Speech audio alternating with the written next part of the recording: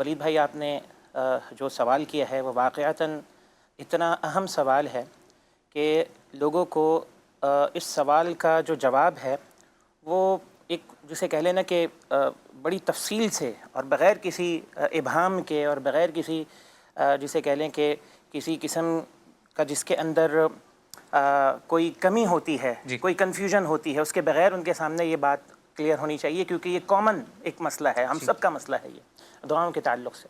میں دو باتیں بڑا اختصار کے ساتھ اس حوالے سے کرنا چاہوں گا۔ پہلی بات تو یہ ہے کہ دعا کی امپورٹنس کیا ہے ہماری زندگی کے اندر، ہماری پریکٹیکل لائف میں، اور میں شروع کروں گا اللہ رب العالمین کے اس فرمان سے کہ سورۃ الذاریات میں اللہ رب العالمین فرماتا ہے کہ وما خلقت الجن والانس الا لیعبدون۔ اللہ تعالیٰ فرماتا ہے کہ میں نے انسانوں اور جنوں کو اپنی عبادت ہی کے لیے پیدا کیا ہے۔ دیکھیں، دو جملے ہوتے ہیں ولید بھائی، ایک جملہ ہوتا ہے کہ میں نے انسانوں اور جنوں کو اپنی عبادت کے لیے پیدا کیا، صحیح ہے نا؟ لیکن عربی میں علماء تشریف فرما ہیں جانتے ہیں کہ یہ اسلوب حصر ہے۔ اس کا مطلب یہ ہوتا ہے کہ اللہ فرماتا ہے میں نے انسانوں اور جنوں کو اپنی عبادت ہی کے لیے پیدا کیا ہے، یعنی انسانوں اور جنوں کی پیدائش کا جو مقصد ہے وہ اصل اللہ کی عبادت ہے۔ اور رسول اللہ صلی اللہ علیہ وسلم کا فرمان یہ ہے کہ الدعاء هو العبادہ، دعا ہی عبادت ہے۔ جس مقصد کے لیے آپ پیدا کیے گئے ہیں، میں پیدا کیا گیا ہوں، یہ کائنات پیدا کی گئی ہے، انسان اور جنات پیدا کیے گئے ہیں، رسول اللہ فرما رہے ہیں کہ دعا ہی عبادت ہے۔ خالق اور مخلوق کے درمیان سب سے قوی ایک رشتہ اور ایک تعلق۔ پہلی بات تو یہ ہو گئی۔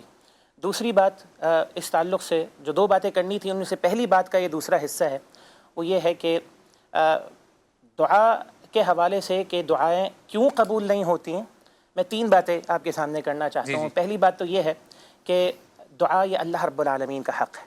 سورۃ الفاتحہ کے اندر جو 7 آیات ہیں ان میں صحیح بخاری کی ایک بڑی تفصیل کے ساتھ ایک حدیث ہے کہ جس میں نبی علیہ الصلوۃ والسلام نے فرمایا کہ جب انسان نماز میں سورۃ الفاتحہ پڑھتا ہے تو اللہ فاتحہ کی ایک ایک آیت کے مقابلے میں جواب دیتا ہے۔ جب بندہ کہتا ہے الحمدللہ رب العالمین تو اللہ جواب دیتا ہے الرحمن الرحیم مالک یوم الدین۔ جب بندہ ایاک نعبد و ایاک نستعین پر پہنچتا ہے تو اللہ فرماتا ہے یہ میرا حق ہے، عبادت میرا حق ہے اور مدد طلب کرنا میرا حق ہے۔ اور اس کے بعد جب بندہ کہتا ہے اہدنا الصراط المستقیم الی آخر سورہ، سورت کے اختتام تک، تو اللہ فرماتا ہے یہ تیرے لیے ہے، اور پھر اللہ رب العالمین یہ بندوں کو عطا فرماتا ہے۔ تو سب سے پہلی بات تو یہ ہے کہ دعا اللہ کا حق ہے۔ دعائیں قبول اس وقت ہوں گی کہ جب اس حق میں اللہ کے ساتھ کسی کو شریک نہ کیا جائے۔ اللہ تعالیٰ وضاحت کے ساتھ یعنی کہ بالکل ابہام نہ رکھتے ہوئے فرماتا ہے فلا تدعوا مع اللہ احدا، اللہ کے ساتھ کسی کو پکارنا نہیں۔ دوسری بات اس تعلق سے جو ہے کہ دعائیں قبول کیوں نہیں ہوتی، ایک وجہ ہمارے محترم علامہ صاحب نے بیان کی ہے، اس سے پہلے میں دوسری وجہ ذکر کرنا چاہتا ہوں۔ نبی علیہ الصلوۃ والسلام نے ذکر کیا ایک ایسے شخص کا جو دین اسلام میں بدعات کا ارتکاب کرتا ہے، حدیث اللہ کے پیغمبر کی۔